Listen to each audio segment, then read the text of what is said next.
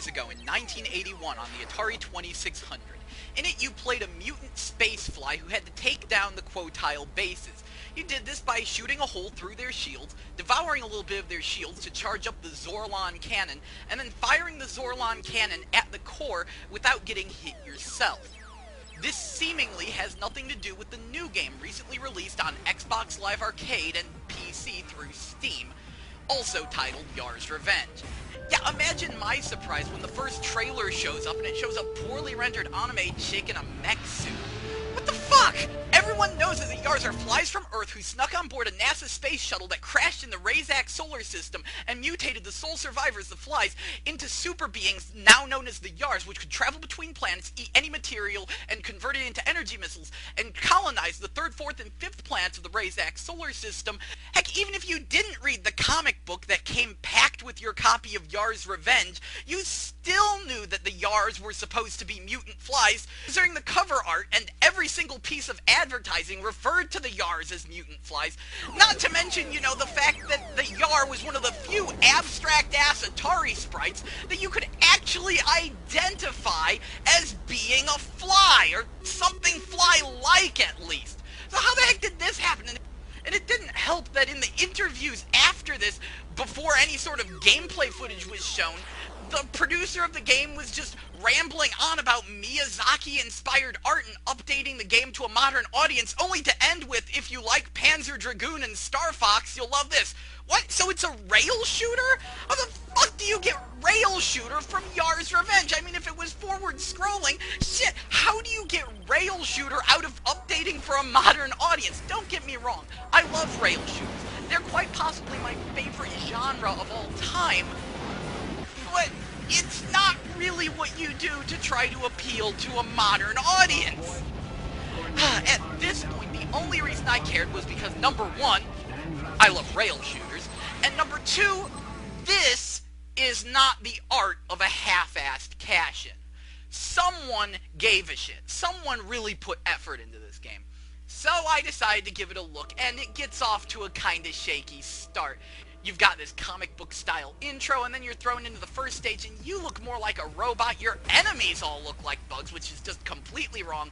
And the first two stages look like a bad Dreamcast game with only a few fleeting moments of nice visuals.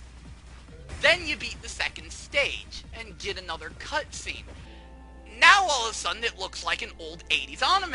I guess by Miyazaki-inspired art they meant Kenichi Sonoda-inspired art, but knew no one would get that. And the backstory is explained a bit more. Ends up, yeah, in those first two stages you were brainwashed and actually fighting for the Quotile, killing off the innocent Ankheim people.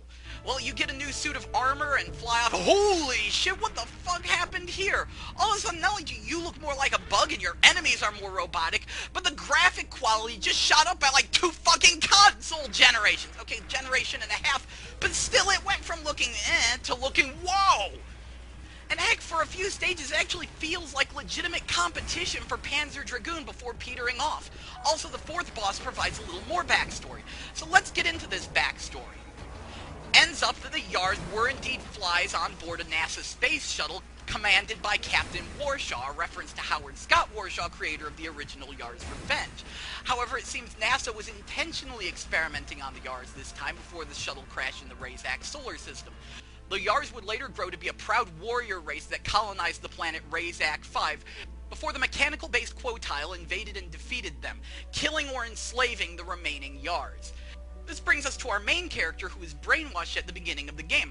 However, when the Quotile fired the Zorlon cannon, which they stole from the Yars, they accidentally hit her with the blast, and she was knocked unconscious. She was then rescued by the Bar Yargler, who then explained her past. She now flies off in order to free the remaining Yar and their queen, and take revenge on the Quotile. So yeah, it's really more of a sequel to the original Yars Revenge than a reboot, and apparently, yeah, bad news, you lost in the first game. Which makes sense, considering it was an old 2600 game, meaning that it basically looped endlessly, so there was no real way to beat it. And the story actually doesn't stray that much from the original. Okay, the Yar now look more like armored space fairies than mutant bugs, but they're still supposed to be mutant bugs. They were now intentionally experimented upon, and they're a proud warrior race instead of a peaceful race. but for the most part it checks out. Okay, they didn't mention planets Razak 3 and 4, but I'll just assume that slipped the Bar Yargler's mind as he was contemplating how ridiculous his title is. So now, we can finally talk about the gameplay. The short answer is no, it bears almost no resemblance to the original Yars Revenge. As you might have guessed, it's a rail shooter where you control Yar with the left stick and the targeting reticle with the right stick. Right trigger fires your standard gun, while left trigger allows you to lock on with your homing missiles. You can lock on to up to 6 targets per volley, but you have a limited number of volleys, maximum of 12, but you can get more by grabbing power-ups. The right bumper fires a powerful laser blast, however you have to wait for it to cool down before you can use it again, and the left bumper allows you to dodge out of the way. The face buttons are used for power-ups, of which you can collect 2 of each on normal mode. A is used to generate a shield reminiscent of the neutral zone from the original game, which prevents you from firing but heals you. B gives you a boost in strength to your weapons, Y creates a drone that intercepts enemy shots, and X fires off a blast that ricochets between enemies, rapidly racking up your combo counter. Last and unfortunately least is the Zorlon Cannon. As you destroy enemies, you collect power-ups that fill your Zorlon cannon gauge, and once full, you can click in both the left and right stick to charge it up and release to fire. I think it damages everything on screen, including yourself, doing the most damage to the things in the center of the screen. However, it's very poorly explained and you don't get many chances to use it. I've tried to figure out the mechanics for a while, but I've basically given up as the Zorlon cannon doesn't have much of a purpose. You can only use it for the last 2 stages of the game. You're not really told that you can use it, and they don't really tell you how to use it, beyond just click in the left and right sticks. As I said, it's not that useful. Admittedly, the control scheme is a little bit overwhelming, as you have to use both sticks and every single button on the controller in order to succeed. The PS3 release has been delayed, and I am hoping that they decide to add move support, as control, similar to Sin and Punishment Star's successor on the Wii, would make this game far more playable, as it is very reminiscent of Sin and Punishment. Now, there are only 6 stages, so the game is a bit short, and it's kinda low on environments. The first 2 stages use one environment, the next 2 stages use another environment, but then the last 2 stages use kinda sorta a third environment, but it looks a lot like stages 3 and 4, so it gets kinda samey. Also, there's really only 3 different kinds of enemies in this game. The little guys that fly around in a pattern in front of you, the flying guys, and the tanks. As for bosses, the stage 3 and 4 bosses are actually really good, but the rest of the bosses are kinda lame, with the final boss feeling more like a long-winded endurance test than a climactic final battle. Also, this brings us to perhaps the most ill-advised mechanic, which would be the weakness system. Basically, each type of enemy is supposed to be weak against a different shot. You use your homing missiles to destroy the flying enemies, while you use your laser to destroy the tanks.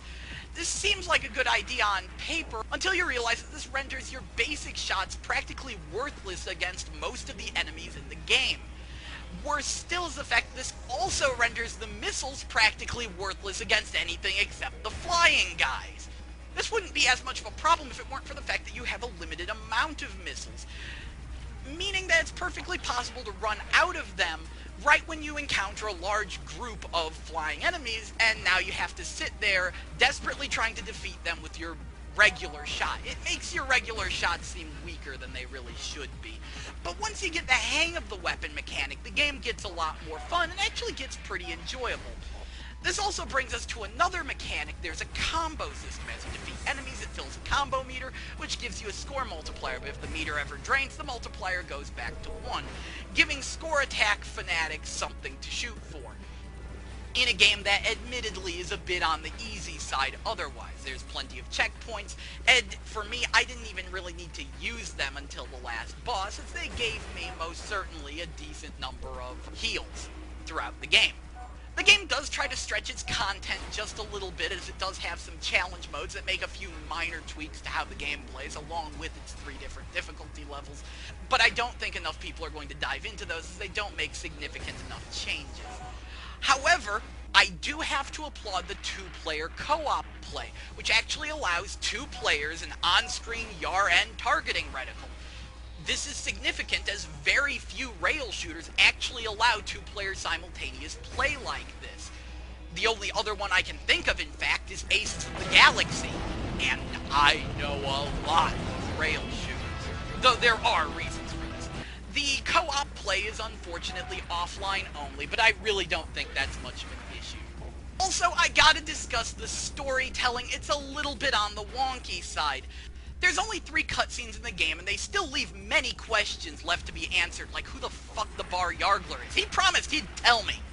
Also, there is mid-mission conversations, which do help flesh out the characters. However, they aren't really voice-acted, meaning that you have to read tiny on-screen text while you're in the middle of a firefight, and that makes it very easy to miss some important information. Much of the backstory is spewed in a random order by small on-screen text by the game's 4th boss, and the game ends kind of abruptly. The last boss isn't explained at all, and the final cutscene doesn't provide closure nor a cliffhanger. It just seems to sort of stop 2 stages before it's supposed to. Still, I did have a lot of fun with Yars Revenge. The game looked nice towards the middle and played rather well, actually providing decent competition for Panzer Dragoon for a moment. I found the world interesting and really wish I could learn more about it, and overall enjoyed the game. However, it had its rough spots and is decidedly lacking in content, so I give it a 3 out of 5. However, don't take that as a strike against the game. If you like rail shooters, you definitely need to look into this. Also, I'd like to applaud Atari on the pricing for this. As more big-name developers are getting into making downloadable games, many of them are charging $15 for their high-quality products.